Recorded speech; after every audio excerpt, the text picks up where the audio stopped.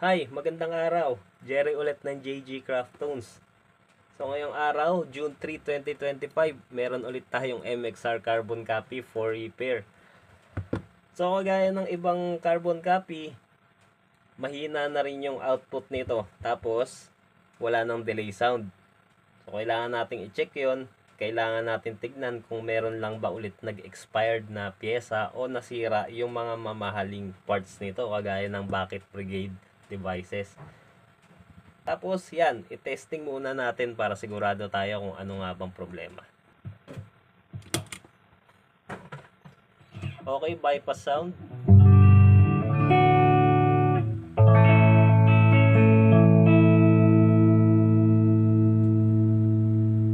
12 o'clock muna natin lahat ng controls, then switch on. Yan, mas mahina siya. Tapos wala rin siyang delay sound.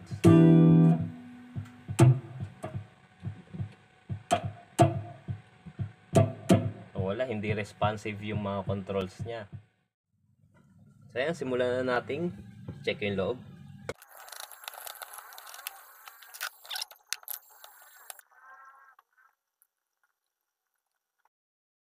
Okay, malinis naman yung board niya. Wala namang sign na merong corrosion sa copper.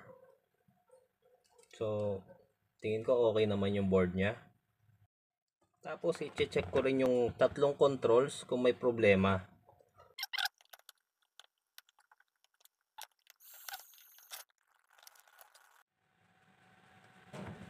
Okay, mukhang okay naman tong mga controls. So, tingin ko, kagaya lang din to ng dati. Pero, pagdasal natin na hindi sira itong apat na chip na ito. Yan yung apat na chip. Yan yung mga mahirap hanapin at bilihin dito sa Pilipinas. Kaya pagka yan, isa sa mga yan nasira, mahal na agad tong repair na to. Isa rin to sa nagpapamahal ng board na to. Yan yung tinatawag na compounder. Ito yung mga bucket brigade chip. Yan yung gumagawa ng echo sound.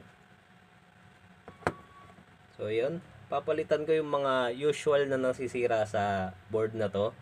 Marami sila. So yun kasi nag-e-expired yung mga pyesa na yun. Tapos kapag nagsimula na mag-expire, humihina na yung output. Tapos nagkakaproblema na sa mismong audio. Simulan na natin.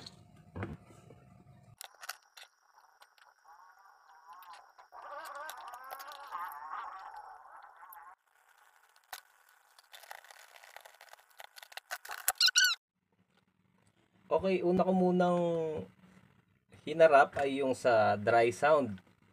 So hindi ko muna naging focus yung sa delay sound. Titignan ko muna kung magkakaroon ng progress kapag ka nag-focus ako dun sa dry sound nung delay pedal.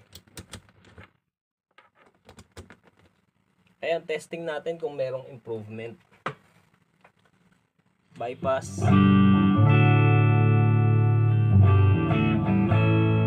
On. Yan, okay na yung dry sound niya.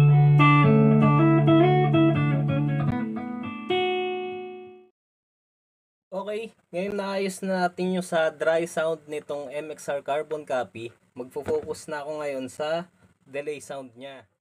Ngayon tinanong ko rin pala yung may-ari nito kung gusto ba niyang maayos lang yung problema dun sa tunog, yung pagkahina ng tunog at pagkawala ng delay, o gusto niyang palitan ko na lahat ng pyesa na may potential na mag-expire din.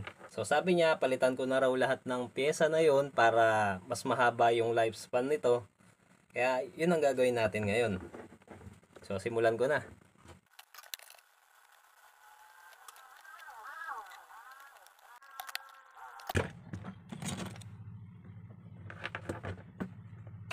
Okay. Tapos ko nang hinangin palitan yung mga pyesa na kailangan palitan. Test na natin.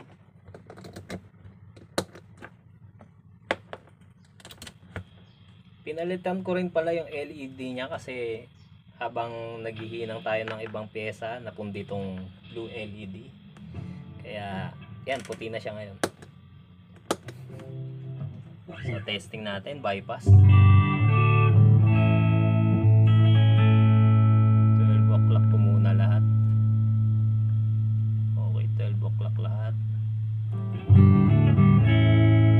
On. Carbon copy. Engage.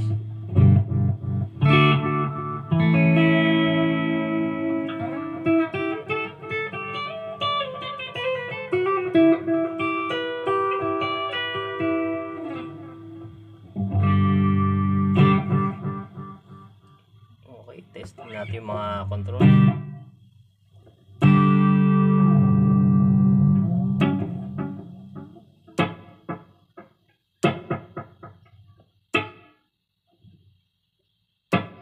Ito namang mix.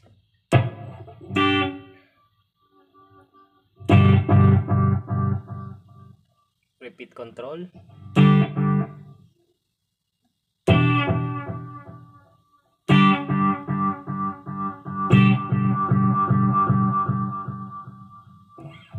Tapos itong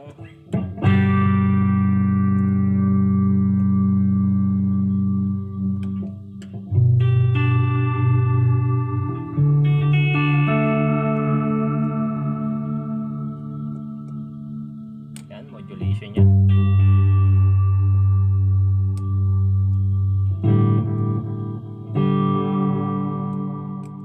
Tingin ko okay na to.